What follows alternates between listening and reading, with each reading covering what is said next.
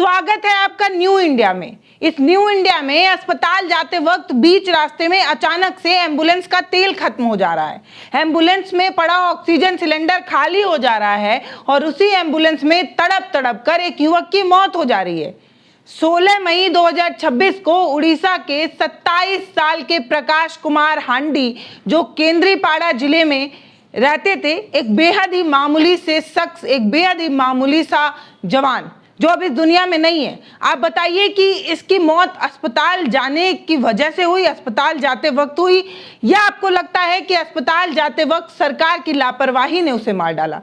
अगर वो एम्बुलेंस में था और एम्बुलेंस में तेल नहीं था तो इसके लिए किसको जिम्मेदार ठहराया जाए? क्योंकि हमारे देश में सब चंगासी का नारा चल रहा है और एक तरफ ये पता चल रहा है कि एम्बुलेंस में तेल नहीं है, एम्बुलेंस में जो ऑक्सीजन सिलेंडर रखा हुआ है उस ऑक्सीजन सिलेंडर में ऑक्सीजन ही नहीं है। क्या मजाक चल रहा है भाई?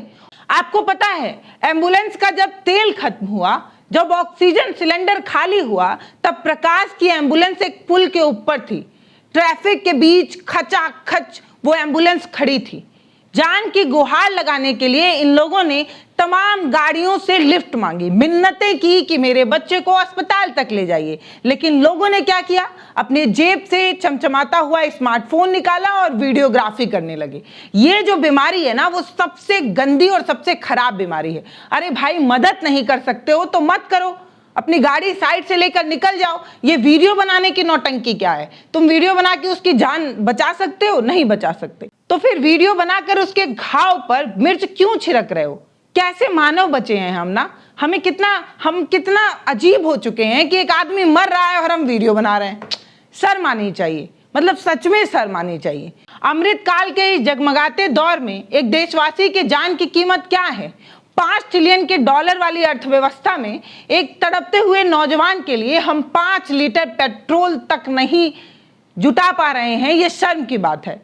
स्क्रीन पर जब आप देखेंगे एक गिड़गिड़ाता हुआ पिता, एक तड़पती हुई माँ और सड़क पर दम तोड़ता 22 साल का एक नौजवान, तो आपकी भी रूह कांप जाएगी। उसके फेफड़े में हवा की कमी थी, वो तड़प रहा था, उसे ऑक्सीजन नहीं मिल पा रहा था, उसकी नसें जिंदगी की भीख मांग रही थी। लेकिन अस्पताल के गेट के पास तक पहुंचने से पहले ही एम्बुलेंस के पहिए थम गए, क्योंकि एम्बुलेंस की टंकी सूख चुकी थी। उसमें तेल क्यों नहीं था? बताइए ना, तेल एम्बुलेंस में क्यों नहीं था? इसका जवाब है किसी के पास? हुक्मरान बड़े बड़े मंचों से digital India, Vande Bharat, bullet train का ढिंढोरा पीट रहे हैं और ठीक उसी वक्त देश के एक सुदूर कोने में एक एम्बुलेंस सिर्फ इसलिए नहीं चल पा रही है क्योंकि उसके पास 2-4-500 रुपए का पेट्रोल डलाने के लिए पैसा नहीं है। सरकारी खजाने में सरकारी एम्बुलेंस चल रही है कि नहीं पता नहीं, ये तो प्राइवेट एम्बुलेंस थी। यहाँ के एम्बुलेंस चालक का ये कहना है कि पेट्रोल पंप सूख चुके हैं, तो पेट्रोल कहाँ से लाएं? ये मौत किसकी वजह से हुई, ये क्यों ना पूछा जाए? इन सड़कों पर साहब की चमचमाती करोड़ों रुपए खर्च करके लगाई गई होर्डिंगें थी। मतलब आप समझ रहे हैं कि होर्डिंग पर मोदी जी मुस्कुरा रहे हैं और उसी होर्डिंग के नीचे एक एम्बुलेंस खड़ी है जिसमें तेल नहीं है, और उसी तेल के अभाव में एक परिवार अपना बच्चा खो रहा है, वो भी जवान। कितनी अजीब लगता है ना, मतलब सच में अजीब लगता है कि हम कितना संवेदनहीन हो चुके हैं भाई साहब। मतलब आप एक गाड़ी, इसी देश में तमाम ऐसी गाड़ियां हैं जो वीआईपी कल्चर का हिस्सा बनती हैं, वो न जाने कितने लीटर ईंधन फूंक दे रहे हैं और इनकी वजह से पेट्रोल पंप सूख रहे हैं। लेकिन कोई मीडिया चैनल ये सच क्यों नहीं दिखा पाता? अब इसलिए नहीं दिखा पाता क्योंकि इस पूरी घटना में ना उनका कोई बेटा है, ना उनका कोई भाई है।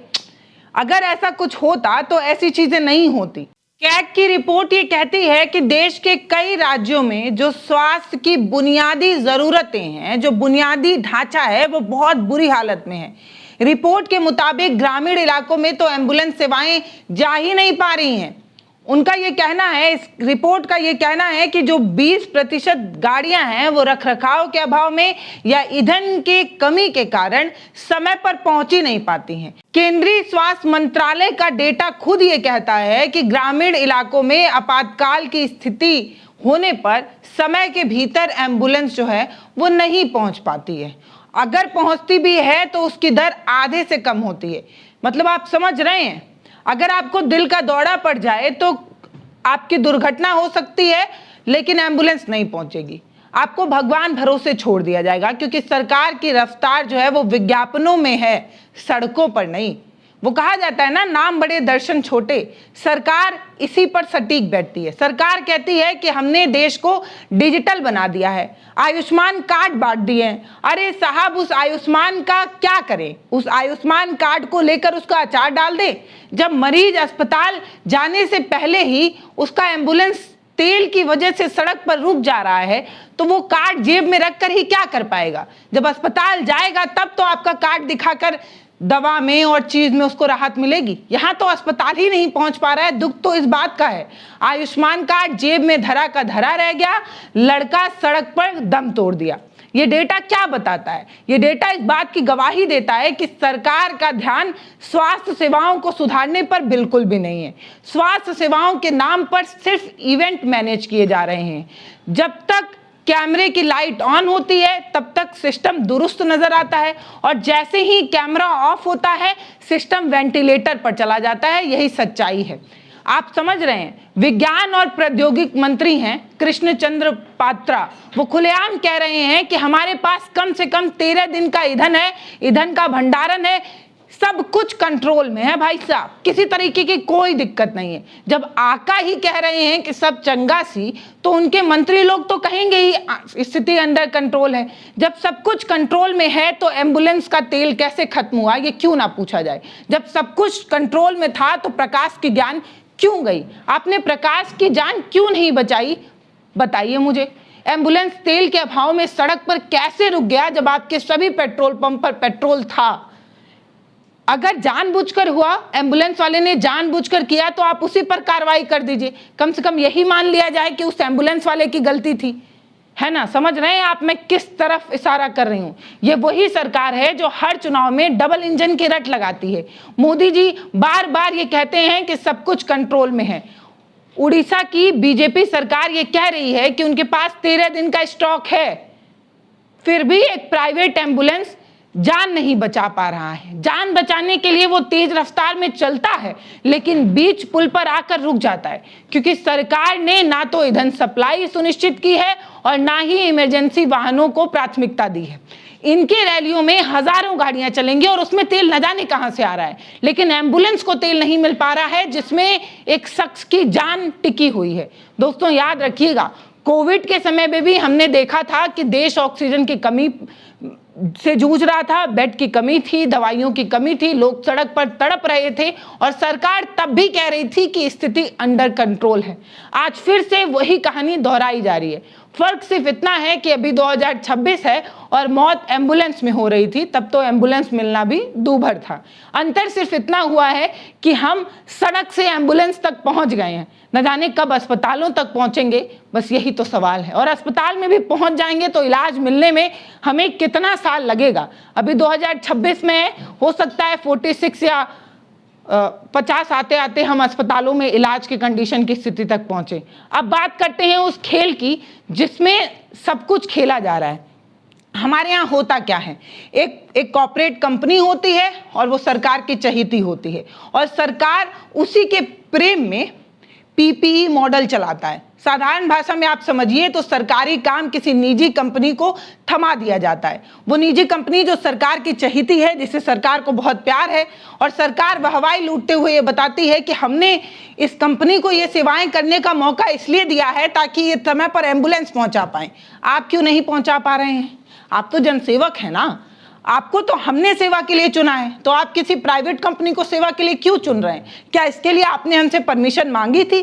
क्या आपने हमसे कहा था कि माफ करिएगा, हम सुविधाएं देने में समर्थ नहीं हैं, हमारी स्थिति ऐसी नहीं है कि हम आपको एम्बुलेंस दे पाए, इसीलिए हम प्राइवेट कंपनियों को नियुक्त करते हैं? इस तरीके की बात कभी जनता को बताई नहीं जाती। अंदर खामे किसी कमरे में इस तरीके का गेम खेला जाता है और आपके सामने किसी टीवी चैनल का एंकर आकर इस चीज को इतने अच्छे से प्रेजेंट करता है कि आप इस खेल को समझ ही नहीं पाते हैं।